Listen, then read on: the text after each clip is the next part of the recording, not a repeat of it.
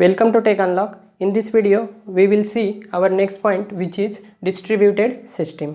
Next देखिए यहाँ पे distributed system is the collection of homogeneous or heterogeneous computer systems that are networked together for accessing various resources in the system. यहाँ पे देखिए distributed system क्या होता है, कलेक्शन ऑफ सिस्टम्स होते हैं, मतलब अलग अलग सिस्टम आपके।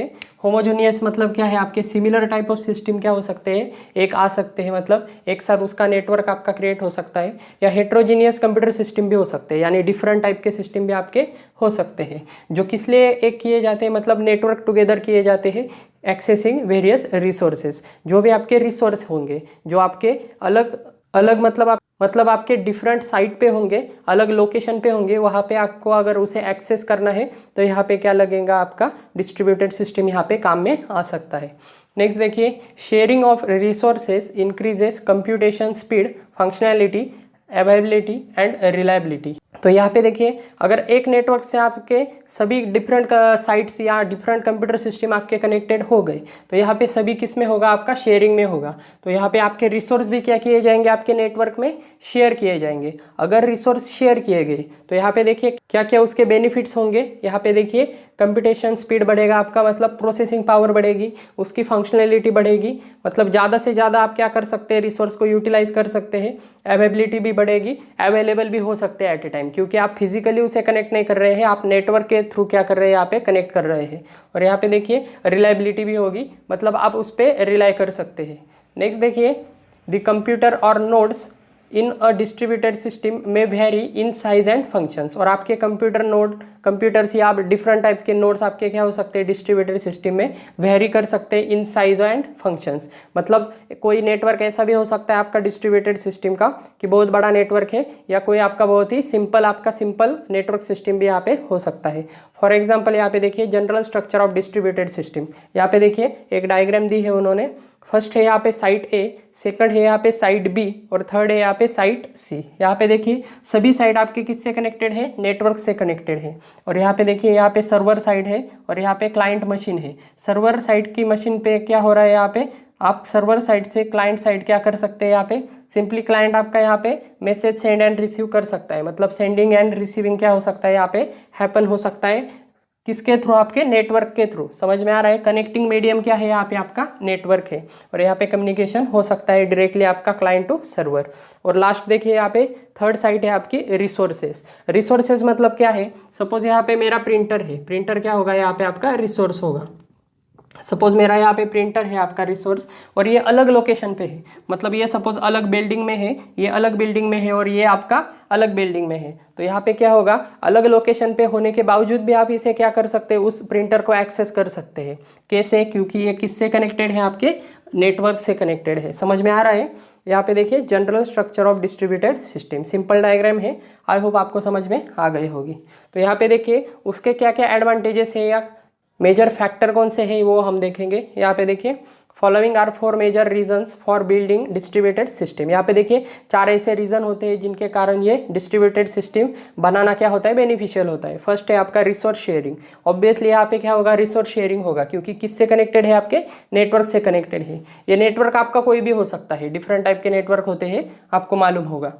नेक्स्ट देखिए, if a number of different sites are connected together, then the user at one site may be able to access the resources available at other site। यहाँ पे देखिए एक अलग लोकेशन का यूजर एक अलग लोकेशन का रिसोर्स क्या कर सकता है, सिंपली शेयरिंग होने की वजह से एक्सेस कर सकता है।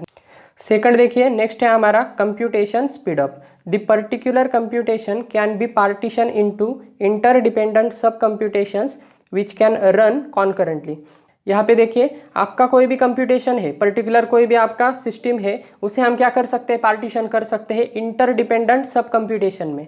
फॉर एग्जांपल आपके यहाँ पे मल्टीपल मशीन्स हो सकते हैं, तो अगर आपको कोई रिसोर्स एक्सेस करना है, रिसोर्स मतलब सपोज आपको यहाँ पे कोई आपका स्टोरेज डिवाइस भी हो सकता है, उस पर आपको कुछ ऑपरेशन सपोज यहाँ पे परफॉर्म करना है, तो यहाँ पे स्टोरेज भी हो सकता है। सपोज आपने सब कंप्यूटेशन सिस्टम में ही आपने अगर उसे डिवाइड कर दिया, मतलब कोई टास्क है आपका, कुछ भी टास्क होगा आपका, तो वो जॉब आपने क्या कर दिया, मल्टीपल सिस्टम ने आप में क्या कर दिया, डिवाइड कर दिया, तो उससे क्या होगा, आपका स्पीड अप क्या होगा, यहाँ पे इंक्रीज होगा। क्योंकि आपने क्या किया है, एक तो आप डायरेक्टली उसे एक्सेस कर सकते हैं, लेकिन आपने क्या किया कि इस सिस्टम में ही हमने क्या किया, उसे डिवाइड कर दिया मल्टीपल सब सिस्टम में। समझ में आ रहा है?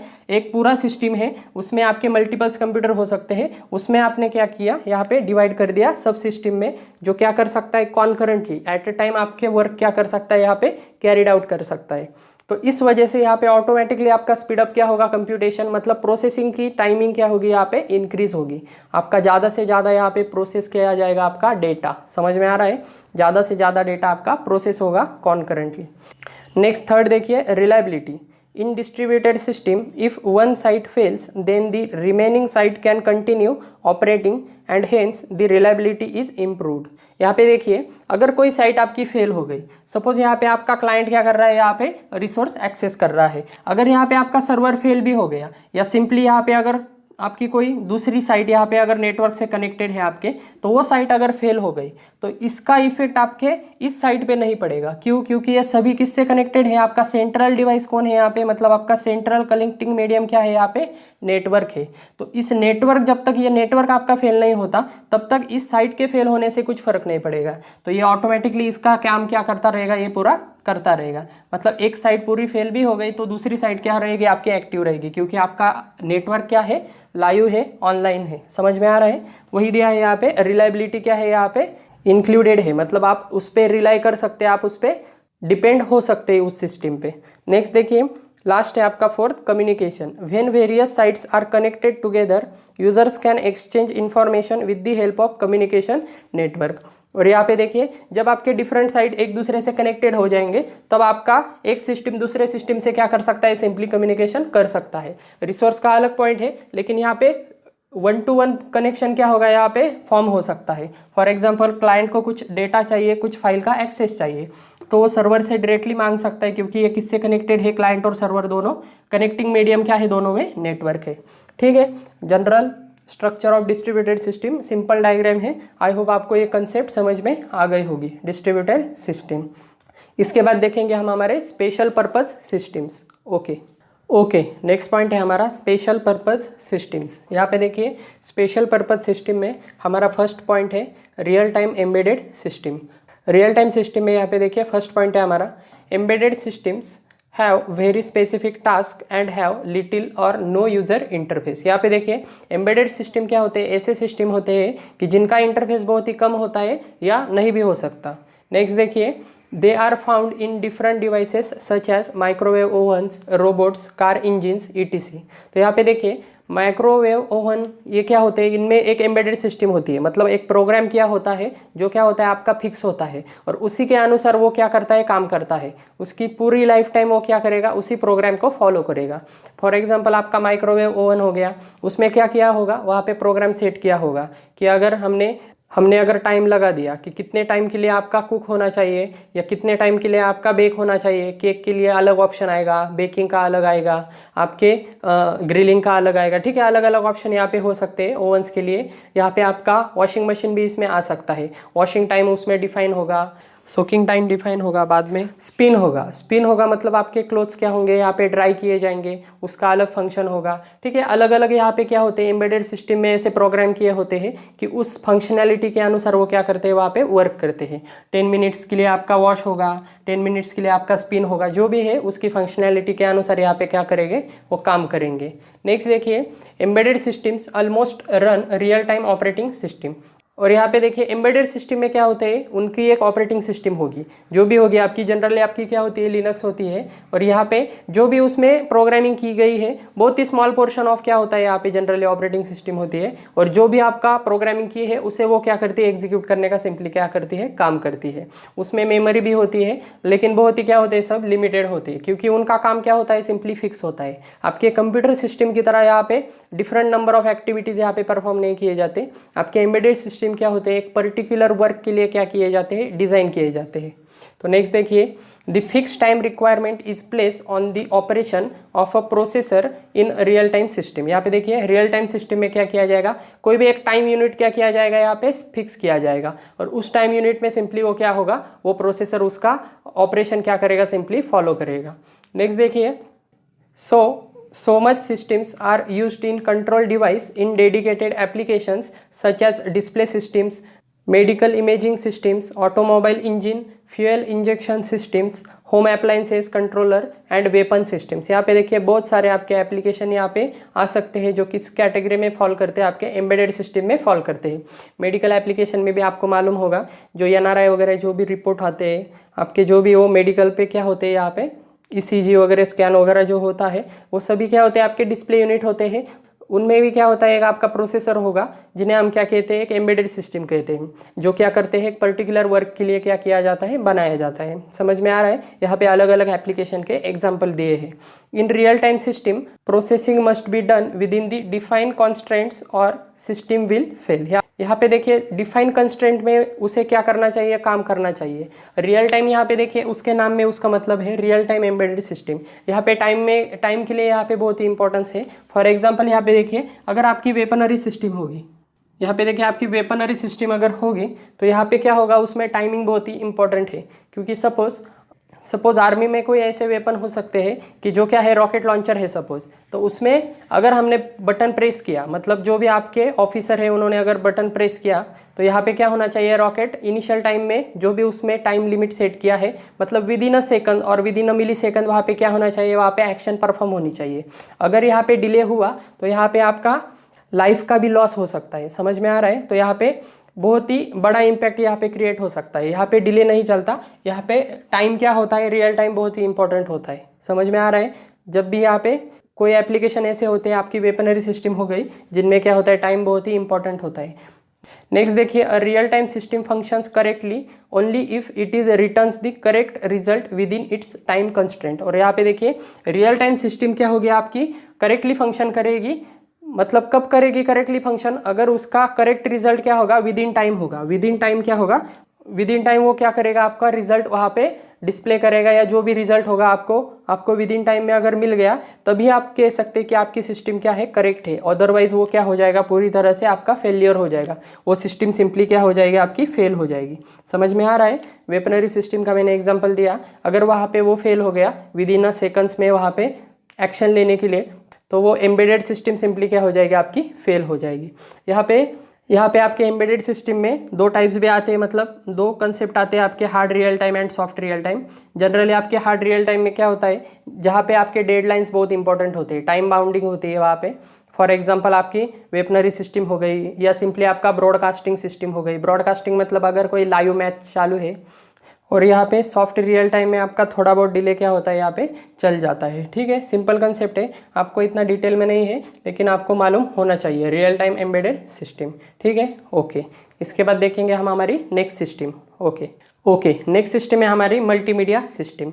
मल्टीमीडिया सिस्टम में आपको पता होगा कि अलग अलग टाइप का डेटा आता है। फॉर एग्जांपल आपका audio data, video data, text data, ठीक है, अलग अलग प्रकार का डेटा आता है, और यहाँ पे उसके सिस्टम भी होते हैं इंडिविजुअल। तो यहाँ पे देखिए, multimedia systems are typically design to handle multimedia data. यहाँ पे देखिए मल्टीमीडिया सिस्टम टिपिकली कैसे डिज़ाइन किए जाते हैं मल्टीमीडिया डेटा को हैंडल करने के लिए। Multimedia data consist of audio, video and text file. Next देखिए, in multimedia there is a wide range of applications use today such as MP3, DVD, movies, video conferencing, video clips, live webcast. यहाँ पे देखिए आपका कोई MP3 player होगा जो क्या करेगा, सिर्फ आपका ऑडियो फाइल ही क्या करेगा, यहाँ पे रन करेगा, आईपॉड वगैरह जो हम कहते हैं। उसके बाद आपका DVD मूवीज़ का होगा, यहाँ पे कोई एप्लीकेशन, या आपका प्लेयर होगा, DVD प्लेयर, CD प्लेयर आपको पता होगा। वीडियो कॉन्फ्रेंसिंग का कोई एप्लीकेशन होगा, वीडियो क्लिप्स होंगे, लाइव वेबकास्ट होंगे। तो यहाँ पे अलग अलग टाइप के क्या होते हैं, यहाँ पे एप्लीकेशन होते हैं जो आपके यहाँ पे यूज़ होते हैं। नेक्स्ट देखिए, multimedia applications need not be either audio or video, rather it often includes a combination of both। यहाँ पे देखिए मल्टीमीडिया एप्लीकेशन आपके कोई एक टाइप का डेटा होना यहाँ पे ज़रूरी नहीं है, मल्टीपल टाइप के डेटा भी क्या हो सकते हैं, यहाँ पे एक ही एप्लीकेशन में यूज़ हो सकते हैं। फॉर एग्जांपल आपको पता है आपका हैंड हेल्ड डिवाइस हो गया आपका मोबाइल में आप सभी टाइप के डेटा रन कर सकते हैं, ऑडियो फाइल, वीडियो फाइल। ठीक है, समझ में आ रहा है? ये एप्लीकेशन स्पेसिफिक नहीं हो सकता, मतलब ये एक ही डेटा को स्पेसिफिक एप्लीकेशन नहीं हो सकता, मल्टीपल डेटा का भी एप्लीकेशन हो सकता है। नेक्स्ट देखिए, फॉर इंस्टेंस देयर में B separate tracks for audio and video in movie. और यहाँ पे देखिए ऑडियो एंड वीडियो के लिए सेपरेट ट्रैक्स हो सकते हैं मूवी के लिए। आपको पता होगा डब किए जाते हैं मूवीज़, अलग अलग ट्रैक क्या किए जाते हैं, यहाँ पे ऐड किए जाते हैं। नेक्स्ट देखिए multimedia systems are delivered in not only to the desktop but also on cellular telephones, PDA, personal digital assistants and tablet. यहाँ पे देखिए आपको मैंने अभी बताया कि मल्टीमीडिया सिस्टम्स क्या हो सकते हैं, डिफरेंट टाइप के हो सकते हैं। सिर्फ आपका डेस्कटॉप यानी कंप्यूटर सिस्टम ही उसमें नहीं आता, आपके सेल्युलर टेलीफोन्स हो गए, पीडीए हो गया या टैबलेट्स हो गए, आपके सभी उसमें आ सकते हैं। Stock trader may have stock codes delivered wirelessly to his tablet और पीडीए इन रियल टाइम। यहाँ पे देखिए जब स्टॉक ट्रेडिंग वगैरह चलती है तब यहाँ पे क्या होते हैं, उनके स्पेसिफिक क्या होते हैं यहाँ पे डिवाइस वगैरह होते हैं। टैबलेट पे या पीडीए पे भी आपकी क्या हो सकती है, यहाँ पे रियल टाइम इन्फॉर्मेशन वो क्या करते हैं, सिंपली शेयर करते हैं। ठीक है, तो सिंपल टॉपिक है मल्टीमीडिया सिस्टम्स। ठीक है, इसके बाद देखेंगे हम हमारी नेक्स्ट सिस्टम। ओके, तो लास्ट सिस्टम है हमारी इस पॉइंट की। यहाँ पे देखिए hand held system. Hand held system devices are small in size. यहाँ पे देखिए हैंड हेल्ड सिस्टम मतलब क्या हो गया, आपकी जो भी आप हैंड में क्या कर सकते हैं, होल्ड कर सकते हैं, जो भी आपके डिवाइसेस है वो सभी क्या होंगे, आपके हैंड हेल्ड सिस्टम में क्या होंगे, आ जाएंगे।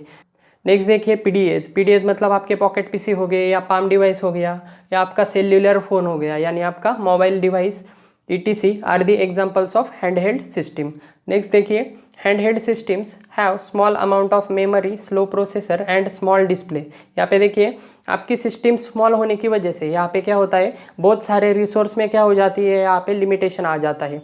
मतलब आपका प्रोसेसर क्या होगा, यहाँ पे लिमिटेड स्पीड का होगा, यहाँ पे आपकी मेमोरी भी क्या होगी, यहाँ पे लिमिटेड होगी, और यहाँ पे आपका डिस्प्ले भी क्या होगा, यहाँ पे स्मॉल होगा एज कम्पेयर टू आपका डेस्कटॉप सिस्टम। नेक्स्ट देखिए handheld systems are easy to carry at remote places, however they have following limitation.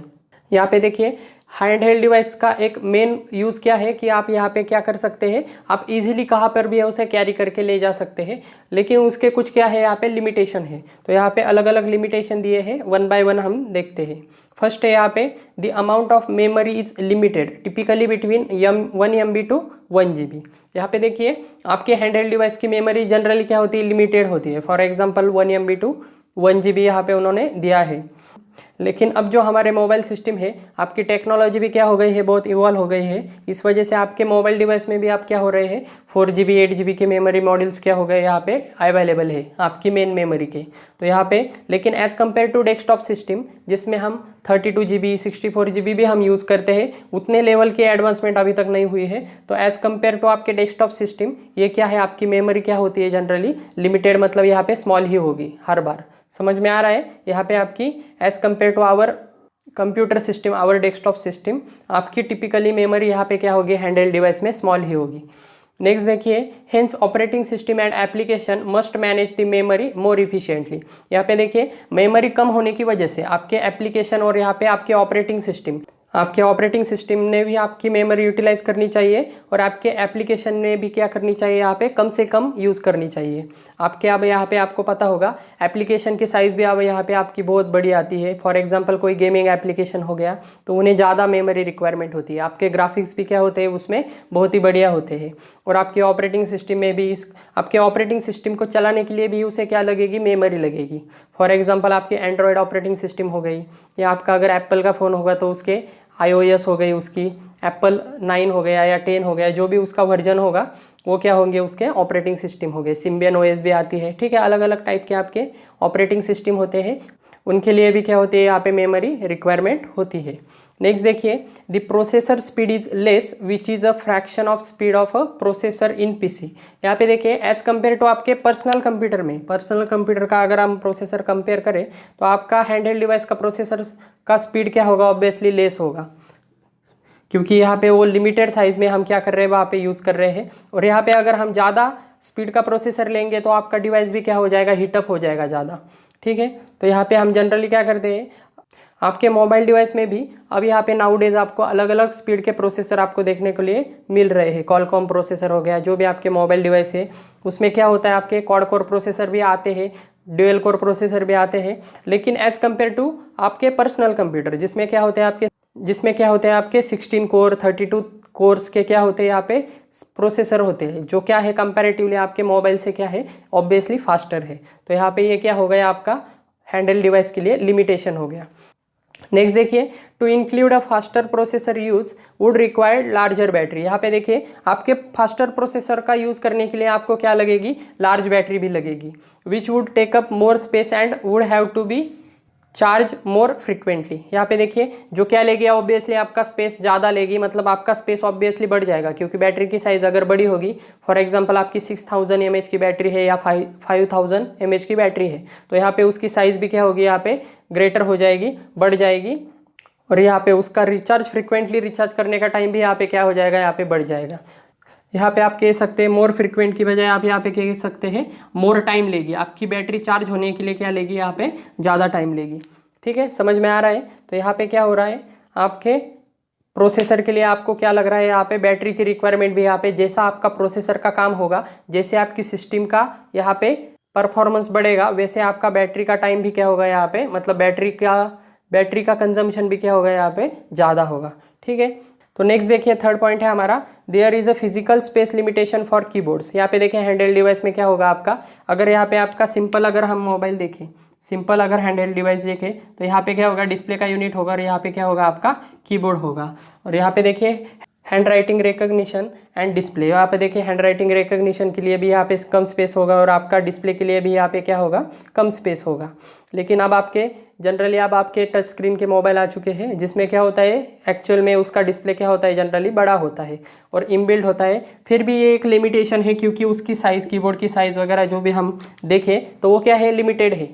तो यहाँ पे आपके कीबोर्ड की साइज़ भी है, उसमें क्या है, सिंपली लिमिटेशन है क्योंकि साइज़ भी क्या होगी कीबोर्ड की, यहाँ पे स्मॉल होगी एज कम्पेयर टू आपकी डेस्कटॉप सिस्टम। नेक्स्ट देखिए the small display screen limits output options. यहाँ पे देखिए आपकी स्क्रीन कितनी भी हो मोबाइल की, लेकिन वो क्या हो गया, एज कम्पेयर टू डेस्कटॉप आपकी स्मॉल होगी। फॉर एग्जांपल हम यहाँ पे अगर डेस्कटॉप वेब पेज अगर यूज़ करते हैं, जो भी कोई आपकी डेस्कटॉप की साइट होगी, तो यहाँ पे अगर वो वेब पेजेस हम क्या करते हैं, मोबाइल में यूज़ करते हैं, ओपन करते हैं, तो क्या होगा, यहाँ पे स्क्रीन लिमिटेशन होने की वजह से आपको पूरा पेज नहीं दिखेगा। आपको क्या करेगा, आउटपुट ऑप्शन, मतलब सभी ऑप्शन आपको दिखाई नहीं देंगे जो आपके डेस्कटॉप स्क्रीन पे दिखाई देते हैं। तो यहाँ पे देखिए one approach to display the web pages is web clipping. तो यहाँ पे देखिए एक अप्रोच यहाँ पे यूज़ किया जाता है जो क्या है, आपका वेब क्लिपिंग। वेब क्लिपिंग के जरिए क्या किया जाता है, आपकी डेस्कटॉप की साइट क्या की जाती है, वहाँ पे उस हैंडहेल्ड डिवाइस में उस पर्टिकुलर पोर्शन में क्या की जाती है, फिट की जाती है। यहाँ पे आपको मालूम होगा मोबाइल मोड भी होता है वेब पेजेस का और डेस्कटॉप मोड भी होता है। सिंपली आप ऐसा कह सकते हैं कि मोबाइल मोड में क्या हो जाएगा, वो वेब पेज ओपन हो जाएगा।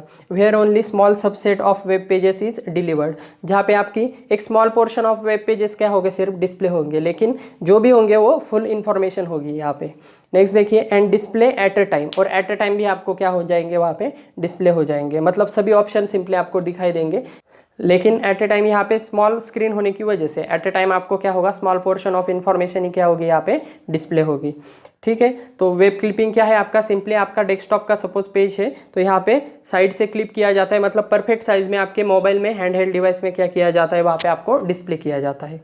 नेक्स्ट देखिए the limitation in the functionality of PDAs are balanced by their convenience and portability. यहाँ पे देखिए बहुत सारे लिमिटेशन है, फिर भी यहाँ पे क्या किया जाता है, बैलेंस किया जाता है। क्यों, क्योंकि इसका मेन एडवांटेजेस या इसका मेन यूज़ क्या है, ये कन्वीनियंट है बहुत, मतलब इजी टू कैरी है और पोर्टेबल है, जहाँ पर भी आप चाहे वहाँ पे ले जा सकते हैं, और कन्वीनियंट है, इजी टू यूज़ भी है। ठीक है, तो यहाँ पे उसके मेजर एडवांटेजेस होने की वजह से, यहाँ पे उनके लिमिटेशन होने के बावजूद भी यहाँ पे ये डिवाइसेस बहुत ही क्या होते हैं, मोर फ्रिक्वेंटली क्या होते हैं, यहाँ पे यूज़ होते हैं। ठीक है, आई होप आपको समझ में आ गया होगा हैंडहेल्ड सिस्टम। ठीक है, तो फिलहाल इस वीडियो में इतना ही था। Thank you.